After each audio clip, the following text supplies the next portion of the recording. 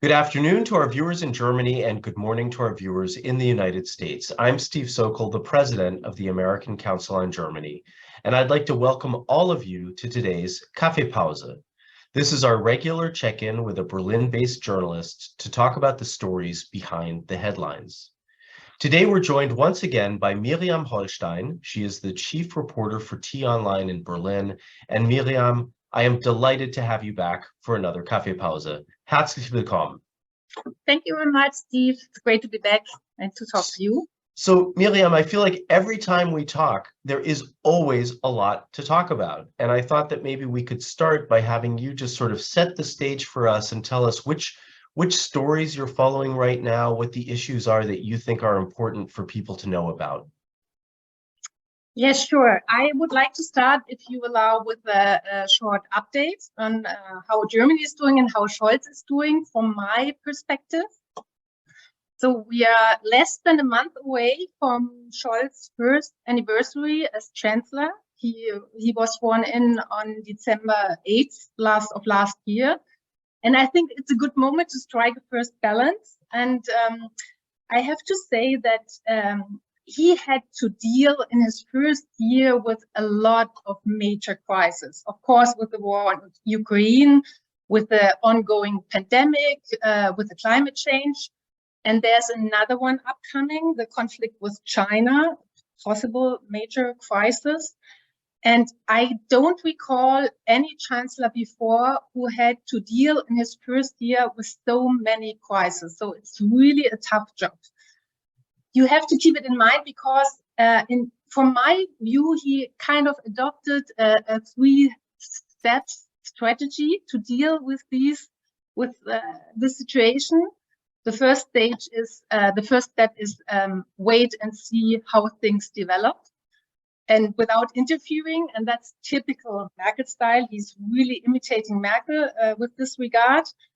The second step is take a decision, and that's Olaf Scholz style, do not talk with too many people about it, do not inform too many people about it, but once you've taken the decision, make a big announcement and surprise everyone. And the third step is be reluctant when it comes to implementing the things you announced previously. So I think one of the biggest problems is that he is very self-confident about what he's doing. So far, so good, but he is a very bad communicator at the same time. For example, you probably already have talked during one of the previous coffee breaks about the so-called double whammy relief packages, right? Yeah. Yes. Yeah. I mean, that's come up periodically over the last few weeks. Yeah. I don't know why he's always using this comic book language, but he likes it. I mean, and for us, the journalists, it's kind of funny. So the 200 billion euro relief package to protect businesses and private households from the energy prices and the rising cost of living by, for example, putting a price cap on gas, which is supposed to be introduced on March, but maybe on February. So what he did is he did not inform the regions before, although they have to implement large parts of this package.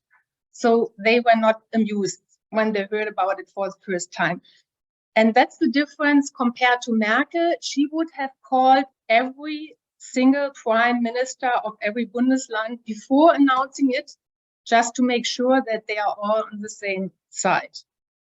And the package was announced in the end of September, and still until today, it remains unclear how some of the measures will be implemented and if it's legally possible to implement them.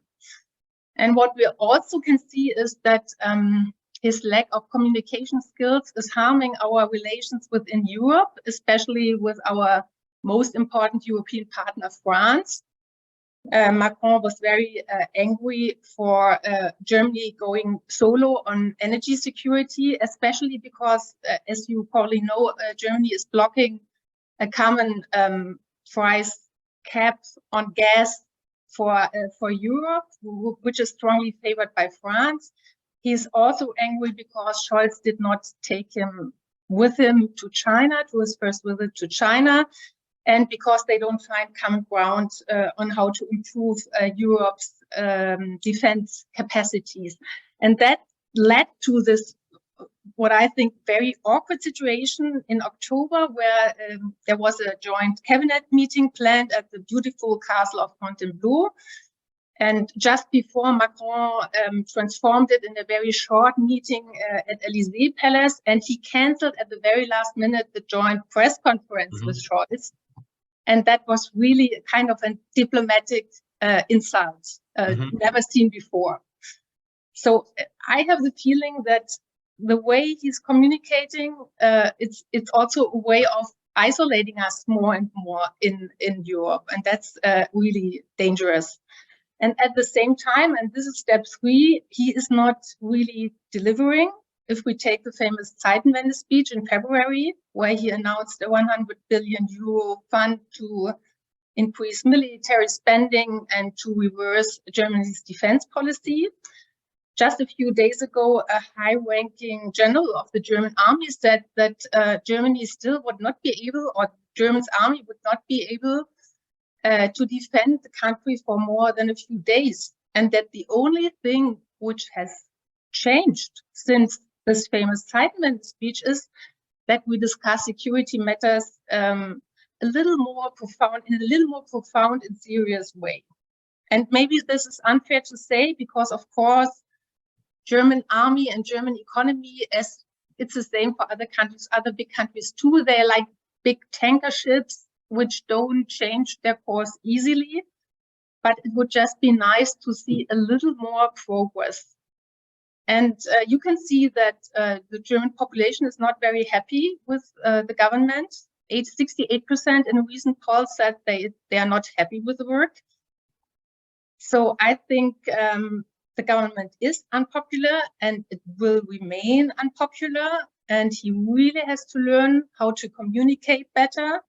And he also has to show that he is able to produce success and not only announcement. And if he will not learn this, we will get even into bigger trouble, as well on the national as on the international level. And just one final remark. 1 year of Olaf Scholz also means 1 year without Angela Merkel. She retired a year ago.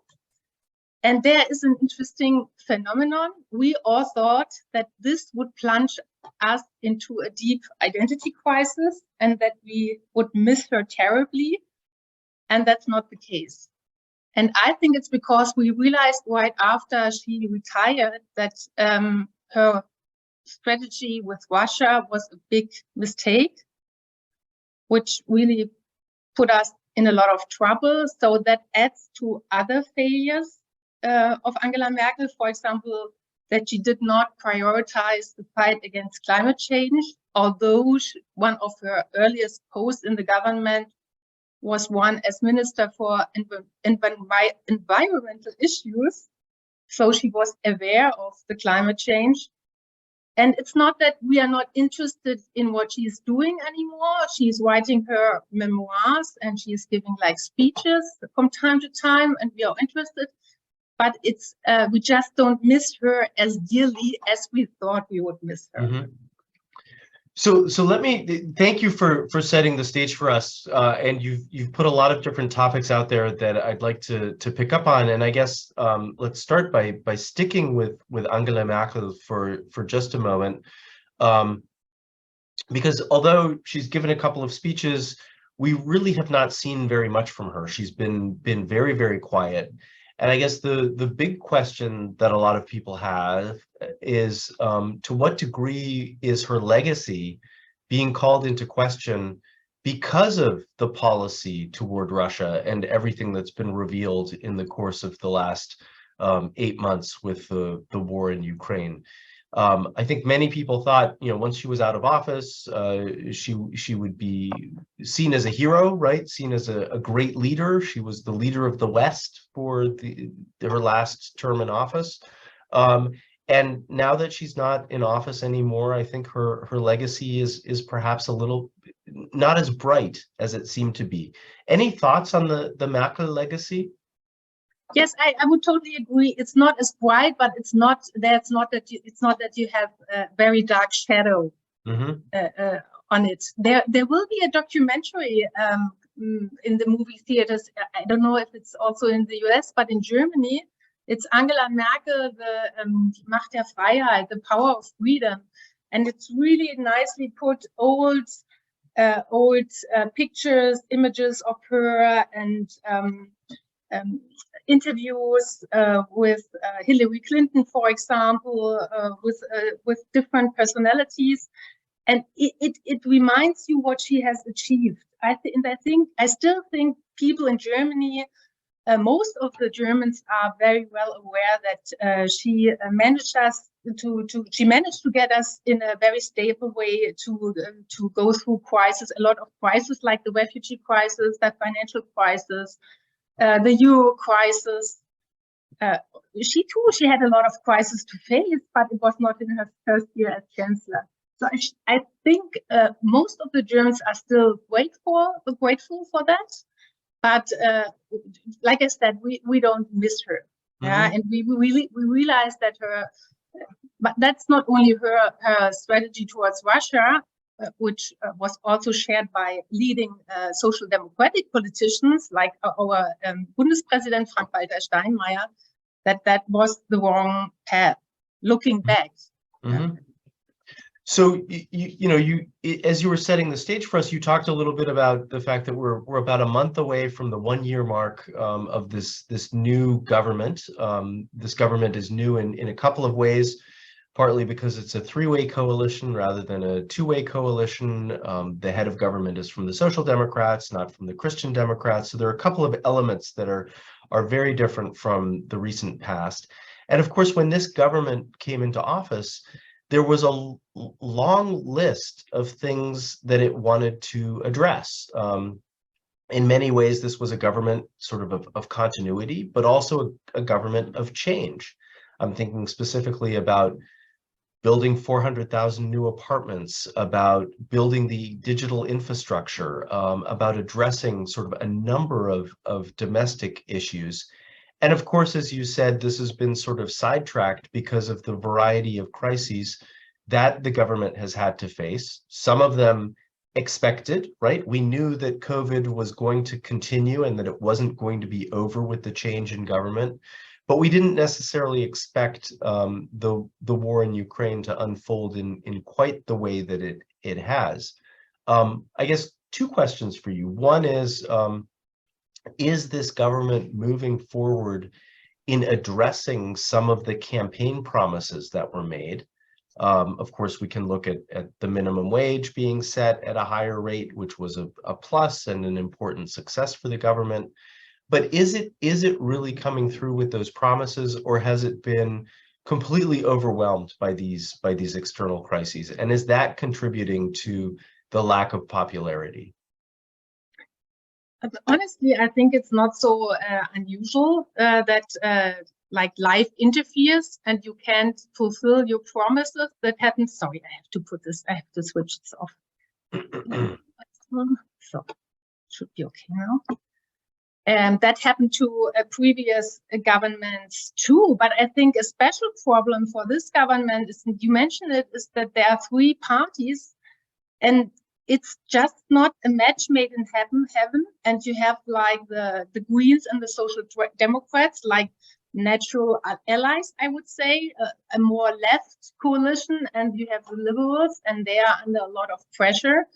And they are their followers are much more conservative liberals. So it doesn't fit very well. And that makes it really difficult to implement all these ideas. And what we can see is that in the current situation, you have one party benefiting from the situation, the Greens. They are high ranking in the polls. And you have another party which is like being damaged all the time, and that are the Liberals, as you could see at the last regional elections in Niedersachsen, Lower Saxony, where they dropped out of the parliament. They do manage to implement some things. Oh, well, maybe I'm too quick to say this, because I wanted to talk about the Bürgergeld, the biggest the biggest welfare reform, the biggest reform of the welfare state we had since the introduction of Hartz IV. That was a campaign promise, not by the Liberals, of course, but by the Social Democrats. And it was supposed to be put in place starting from January 1st. But just today, the second chamber, it was approved by the Bundestag last week. But just today, the second chamber, the Council of the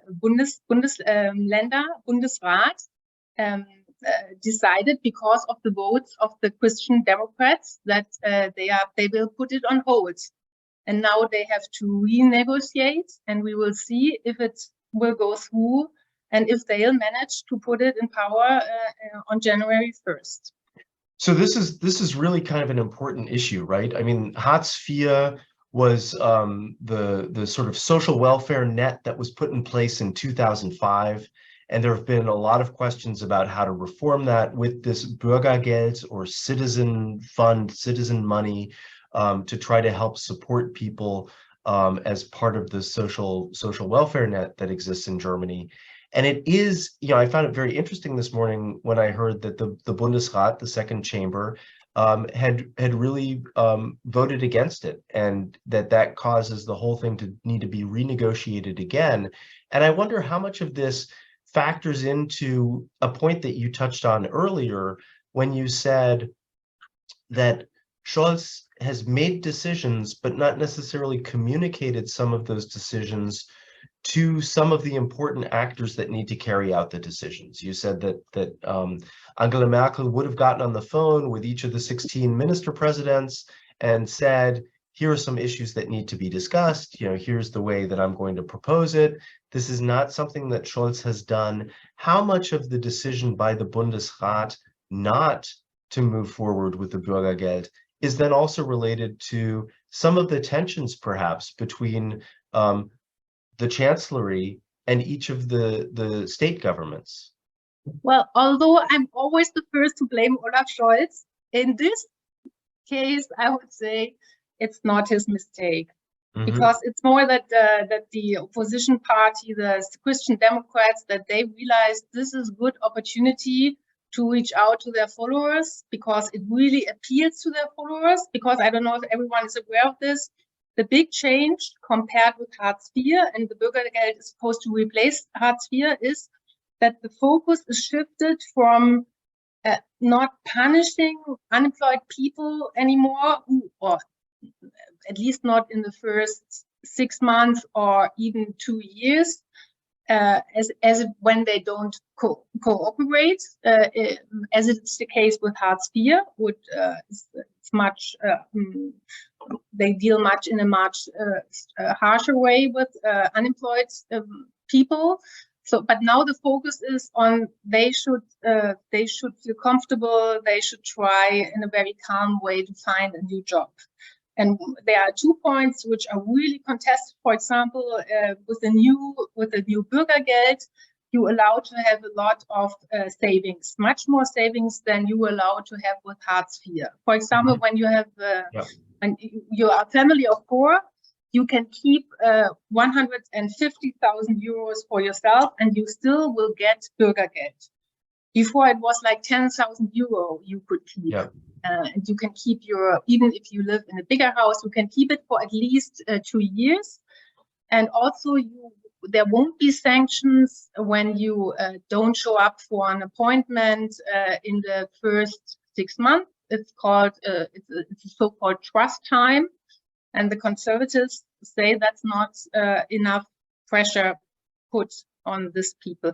But you also have to keep in mind that the Bürgergeld, Hartz IV, it only comes into place after 1 year. In the first year, once you lose your job, in the first year, you get unemployment money, which is, I think, 67% of your last salary, and they leave you totally in peace. It's only when you're longer unemployed for longer than 1 year that you get Hartz IV and then Bürgergeld, and then you have to stick to the new rules. And to the Social Democrats, this is, as you mentioned, it's really, really important. It's because the Bürgergeld is the way to overcome the kind of toxic legacy of the former Chancellor Gerhard Schröder, Yeah. who introduced it as chancellor, and he kind of saved the German economy, I would say. But to a lot of social democrats, that was a betrayal of the welfare state, of their concept of the welfare state. So the Bürgergeld is really an effort to put the social back into social democrats and to reconcile the leftist part of the party with the social democrats. So to them, it's extremely important that it's implemented. So Miriam, earlier this month, you had a piece that sort of unpacked how expensive this winter might be and how much discontent there might be. Your piece sort of ranged from gas prices to the cost of refugees coming to Germany and everything in between. And while we're talking about support that the state is providing to its citizens, I think it's also important to talk about the Gaspreisbremse, or the gas price brake or cap. You had mentioned it a little bit earlier. This is something that was also discussed by the Bundesrat earlier today, and it's supposed to be support for consumers to sort of set a ceiling in the gas price, and it's supposed to kick in March. It will cost some 9 billion euro in order to introduce this. There's a debate about whether or not this shouldn't kick in earlier. Some leading politicians have said waiting until March is far too late. But there is more immediate help on the way in terms of trying to offer support in December. Can you talk a little bit about how this gas price cap is unfolding and how that's playing out? Well, that has been a very intense debate between the government and the Länder. And what you mentioned is all part of this big relief package. And as you said, the gas price cap is supposed to be implemented in March. It might come in February. Some of the Länder wanted to have it in January. And there will be a one-time payment in December for your September gas bill. And what the critics say is that the money is given to everyone, and that they don't look if you can implement, for example, taxes for people who earn more. It's like for everyone. And like Olaf Scholz said, you never walk alone. He's like promising everyone that everyone will get help. Mm-hmm. And at the same time, they are planning to stick to the, what's the English word for it? Schuldenbremse next year, the finance minister. Yeah, it's the debt brake. The debt brake. So he says all the time that he will not give up the debt brake, and one only can wonder how will this work. So at the same time, I think, yes, the mood in Germany right now is bad because in the last few weeks, people got letters from their energy suppliers telling them that they have to pay more each month. Sometimes it's even 6 times more. And we still have the pandemic ongoing, and it will probably get worse in winter. And at the same time, people are so fed up, and a lot of them are not ready to accept any restrictions anymore with regard to the pandemic. And then we have the cost of the refugees. So the refugee crisis is somehow coming back. We have more than 1 million Ukrainian refugees in the country right now, and we can see that from other countries, the number of refugees is rising too. So the Länder say we really need help, and they fought with Olaf Scholz about who is paying how much for the refugees. That's not completely solved. They will talk about it again in spring. But although the mood is really not good because of the relief package and because it was a warm fall and our gas tanks are filled again, I think we will somehow muddle through this winter. I think the more important question is what will happen the winter after, when the tanks are empty, when the war, I don't know if the war will still be ongoing, if we will get gas from other parts of other countries. So that could really be a crucial moment for the government. It's interesting. We, as some of our viewers know, we had a discussion with retired General Ben Hodges a few weeks ago, and he was saying that this is really the last winter that Russia can hold Germany hostage when it comes to energy, and was sort of indicating that things should get better moving forward. I think the question that many people had after hearing that, though, was it depends a lot on what the German government does between now and this time next year to make sure that the right infrastructure is in place so that there aren't other energy needs and energy shortages that come about as well. So that's obviously a story to be following of where does Germany get its energy? How quickly does it move forward with building the LNG terminals in the north and that sort of thing? So this is not an easy fix. No, and that's one of the reasons why Olaf Scholz recently traveled to Canada Yeah. and stayed there for 3 days, which is unbelievable, unbelievably long for a chancellor to spend entire 3 days, and where he discovered that Justin Trudeau is his best friend now, and it's because he hopes that this will also be an energy partnership. But of course, this is not going to pay off in a few months. It will probably need a few years to. These things take time, which is why I think I agree with you. I think it's very important to not so much be thinking about this winter, because as you say, people will probably muddle through with these, they'll put on an extra sweater, they'll turn down the thermostat by a couple of degrees as we've been hearing. But it's not as bad this winter as it might be next winter, because it will take time to set up the necessary infrastructure. And so that sort of leads to another question that I've been grappling with. I mean, you talked about the fact that some 68% of the public said that they were not happy in a recent poll. We've seen some polls earlier, I think in September, more than 70%, I think it was 74% of the people polled said that they still felt strongly about solidarity with Ukraine and support for Ukraine. And the question that I have is sort of how long this solidarity will hold. Are we facing a winter of discontent where this solidarity that Germans have shown for Ukraine might break because things get difficult at home? I think so, and we can see some first signs already now when we look at East Germany, because places where refugees live are like almost permanently attacked now, mainly in East Germany. And when you look at the polls, you also can see that there's a big difference on how a lot of people in West Germany are viewing things in Ukraine and with regard to Russia, and how East Germans look on Russia. You always have a majority in East Germany which is against the sanctions, for example, against Russia. So I think the more difficult the situation will become in Germany, this division will be growing. Mm-hmm. But given the fact that, like I said, that now the fall was warm and the tanks are full, I think it will not. It will be okay for this winter. We will have some trouble, but it's not.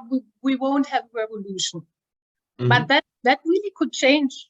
I don't know. Maybe the winter after, I think.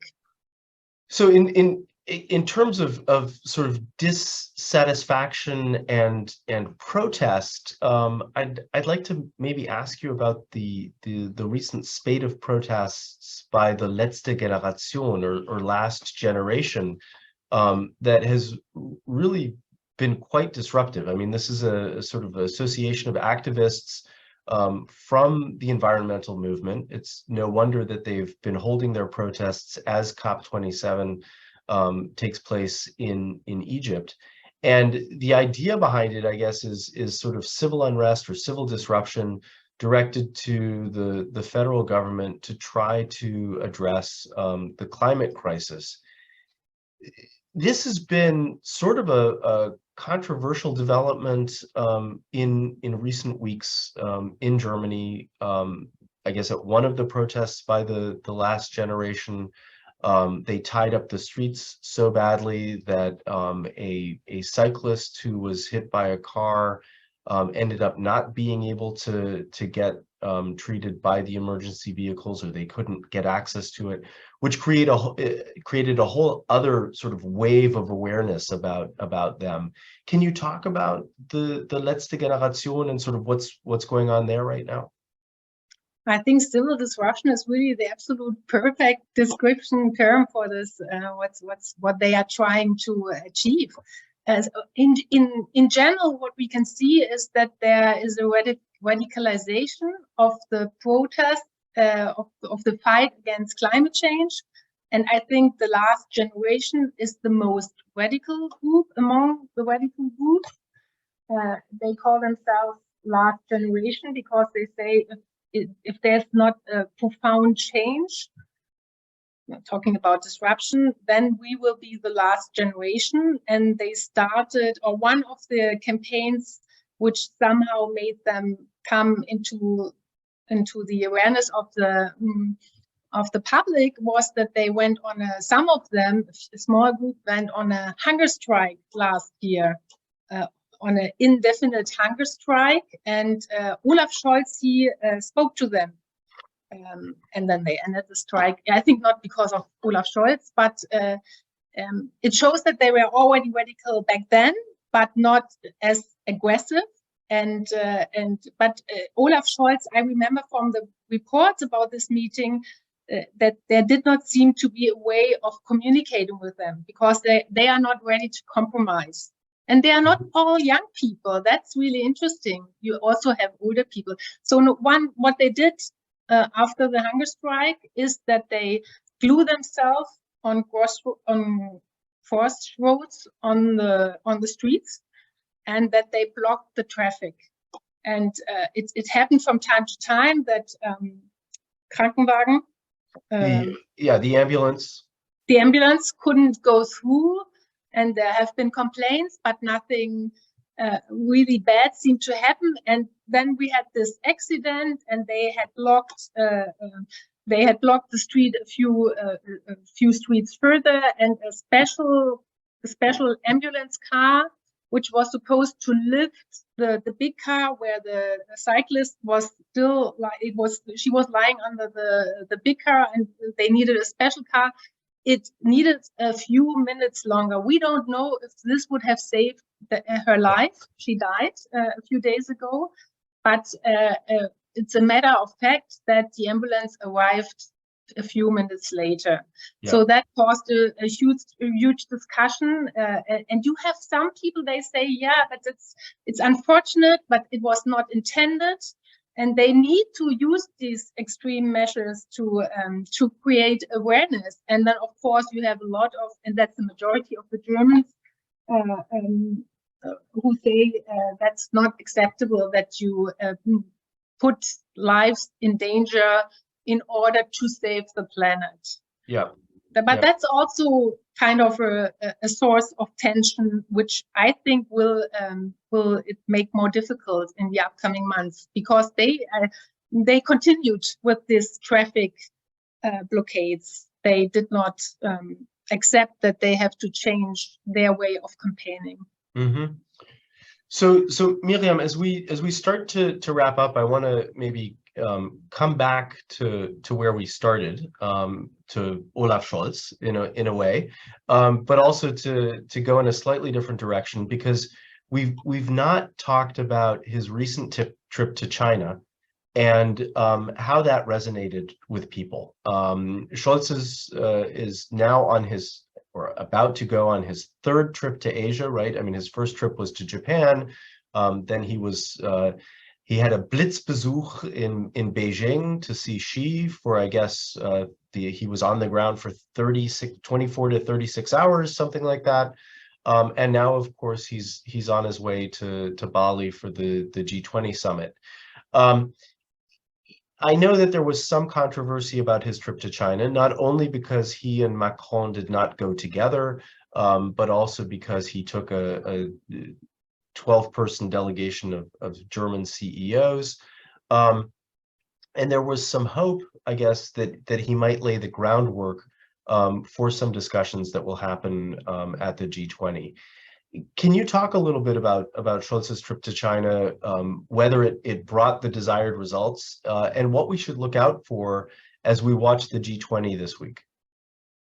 So like you said, there was a lot of criticism, not only abroad, but also in Germany, especially because, I mean, it was kind of timing was really, for many people, the timing seemed to be really bad because he was the first G7 leader, the first Western leader to visit China after he was reelected.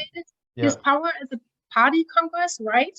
And he did not communicate this, or he did not discuss this timing with his own coalition partners.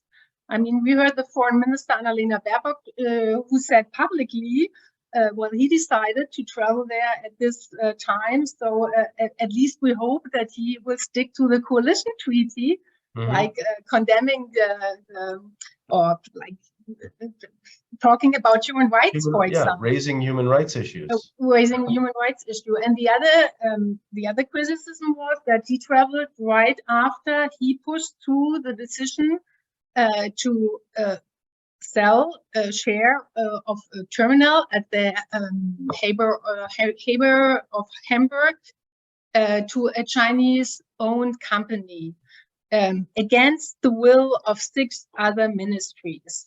So people were not happy about it, but from what I heard from his team is they said, well, okay, maybe you think the timing is bad, but when the timing would have be a good timing, it would have been better to see Xi in a few weeks. Would that have made a difference? And plus, and that's a valid point, I think. And plus, it was important to talk to him before the G20 summit. Yeah. And if you look on what the results of this meeting in Beijing, on the positive side, he managed to get Xi to condemn the nuclear threat for the first time. And that's what Xi did again when he met President Biden today. So maybe it helped. On the negative side is that the question what Germany will do with its economic ties, and we are so dependent from China, and we need business with China because our business with Russia is gone now. So what will Germany do if China attacks Taiwan? And this question remains totally unanswered.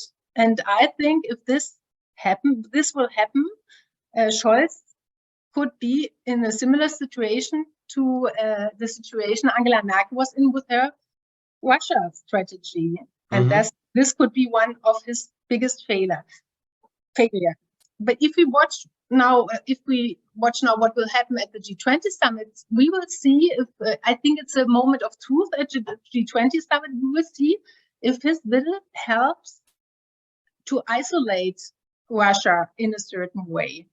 But so far, I mean, we'll see, for example, if they are able to agree on a common communique in the end. From what I've heard now is that they are even fighting about expressions like, do we put most of the countries or only many countries in the communique? Because many countries would mean that there's a considerable minority which is against it. So it's really unclear, but I think the meeting between Biden and Xi already is also a good signal that it could work out that there's an isolation of Russia. I don't know. So Miriam, as a final question, sort of in the week ahead, in the month ahead, as this year comes to an end, what are the stories that you're watching? What are the issues that you're watching that you think our viewers should pay attention to? On the political level? Yes. Okay, interesting question. Well, so I guess part of it comes back to some of the tensions within the coalition. There are some people who question whether this coalition will hold. I personally think it will. partly because I don't think there are other options. Despite the tensions that you touched on, for example, between the Social Democrats and the Greens that have an easier alignment, and the Liberals who are struggling a little bit, I can't see either the Liberals or the Greens walking away from this government at this point. They have too much to lose. We'll see how this situation looks, in 2 years, a year before the next election, but that's a different time. I mean, I do think that this government will hold, because there's no alternative. I don't think there would be new elections if this government collapsed. So I kind of feel like there's a vested interest to make this work. But I'm watching closely what the jockeying is between the three coalition partners and how they're each trying to position themselves. And so these little Reibereien, right? The little sort of points of contention that are bubbling up are obviously not good to see, because I think that contributes to a distrust in the government and a dissatisfaction with the government. But on the whole, I think the government is trying to address a range of challenges, as you laid out at the beginning, in a productive and constructive way. I do agree with you, though, that communication by the Chancellor has been lacking in a lot of areas, and that, if he communicated some of these things better, perhaps his popularity would be a little bit greater. I would totally agree that I don't think that that the government would wake up prematurely, or not next year, and even not the year after, because, like you said, there's nothing to win for them, even not for the Liberals. Because if they would break up now, they would risk to really lose a lot in the next elections. And it goes the same for the Social Democrats, even to drop out of parliament, by the way, as they did in 2013, where they dropped out of parliament after they had a coalition with the Christian Democratic Party. And I think that's a trauma. They don't want to repeat that. And the Social Democrats, too, they know if they would drop out of the government, they would not come in first at the next elections anymore. Mm-hmm. So the only party which would be not better off, but which would not be damaged totally by breakup, might be the Greens. And that brings me to the question, which I think is really interesting to observe for you too, is the question if Robert Habeck, the Minister of Economy, who might be the next chancellor, how he is performing, because a lot of the aspects of the current crisis touches his work. So he has to show that he is able to manage this. And at the moment, it's not sure if he is able. We had this gas levy thing, another gas measure where the Germans were supposed to pay for companies, energy companies, in the situation of crisis, and it did not work out. He had to give it up. He had to give up on it. So we'll see if he's not only he's a great communicator, right? But some say there's not so much substance. Yeah. So we'll see if he's chancellor material. And the other thing interesting to observe is that if the Christian Democrats will finally wake up in reality, that they are in the opposition, and if they will manage to get a new profile as opposition party. I mean, they found now the Bürgergeld, but that's only a reaction to a project of the government. So where are their own projects? We are still waiting for this. And we'll see how Friedrich Merz will perform. But I think, on a political level, the next few weeks will be a little more quiet, maybe, because we have no important elections upcoming. Mm-hmm. As always, lots to watch. And as always, it has been wonderful to chat with you and sort of measure the pulse of what's going on in Germany at the moment. Miriam, herzlichen Dank. Thank you for joining us. It is always great to talk with you. Thank you very much. Looking forward to seeing you next time. Yes, I look forward to it as well. Alles Gute. Danke, dir auch, euch auch.